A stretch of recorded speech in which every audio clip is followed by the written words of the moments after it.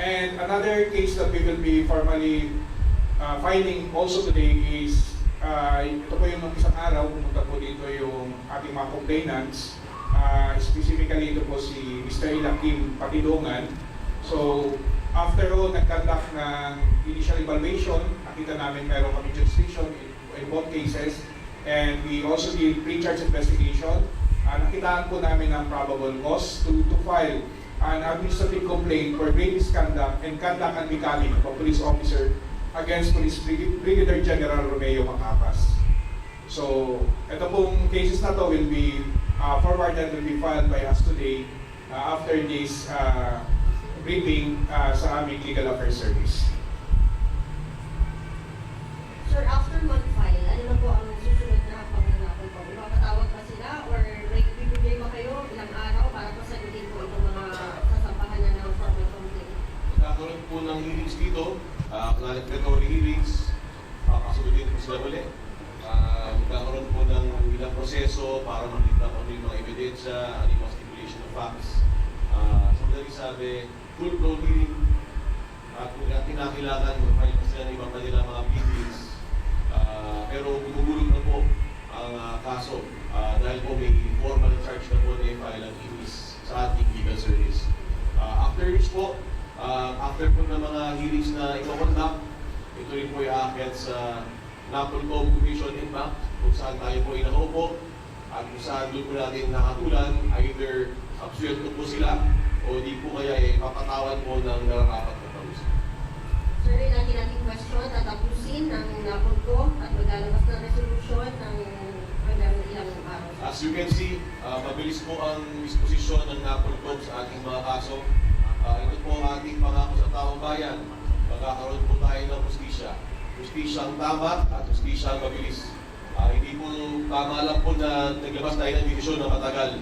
Dapat po mabilis po ang hustisya. Ito po ang hinahanap po ng taong bayan. Ito po ang ibigay natin sa taong bayan. We will do our investigations thoroughly. We will hear our case thoroughly. We will give due process to everyone. We are not condemning anyone yet. Papakinggan mo natin yung po esensya ng due process sa Pilipinas. We hear before we condemn. And we promise both the respondents and the complainants that their cases will be handled properly. Pinapromise ko natin sa taong bayan na wala po tayong umurungan, wala po tayong hindi po tayo mapa-influensya sa kahit na sino man. Hindi po ikiral ng pera dito sa loob ng National Police Commission. Kung po ang tama, hindi po ating gagawin. Ulit ko lamang po, ito kay General Macapas. Anong kaso ito? At tatlo po sila, di ba? Lahat sila nakita ng probable cause. Sa tatlo pong, ito pong sinasabi nga natin, meron po due process sa amin. After po namin silang pasagutin, mali-determine namin whether or not may probable cause. So, if on the basis of the evidence presented, makikita namin walang probable cause, then ida-drop po namin sila sa kaso. At yung ipo-forward lang namin is yung may probable cause. In the case of, in the complaint filed by Ilakim Patidongan, filed against Police Brigadier General Macapas and yung dalawa niyang kasama, isa lang po ang nakitaan namin na may probable cause. That is yung kay Police Brigadier General Macapas na po. Yung dalawa niyang kasama, those cases were dropped po dahil wala po kami nakita probable cause to file a case against them. Sa Redman, ano ang kaso ulit? Please na po.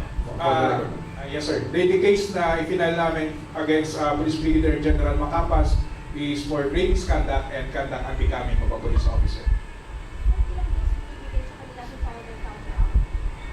Pagdating na po yun sa aming hearing officer, this will be filed with the Legal Affairs Services and they will be given, I think, 5 days to file this. But then, mag-designate po muna ng hearing officer to handle this case. Yung sa amin po kasi sa pre-charge investigation, binigyan din namin sila ng opportunity to answer. So, nag-issue kami sa kanila ng notice to file comment and counter affidavit and all the respondents po, sumagot naman po dito. To highlight lang, no, nakasagot na sila sa inis, papasagutin sila ulit sa legal service. So, ulitin ko, may due process po dito sa National Police Commission. May plans din po ba na ilagay sa preventive suspension si General Macapas? We will see. We have yet to evaluate. Pero sir, ano po magiging status siguro kasi mas hardy po siya ng Region 12 po?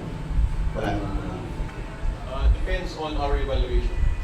So kung kinakailangan mag-issue ng preventive suspension, kung meron basihan, nasusilipin pa namin, then so be it.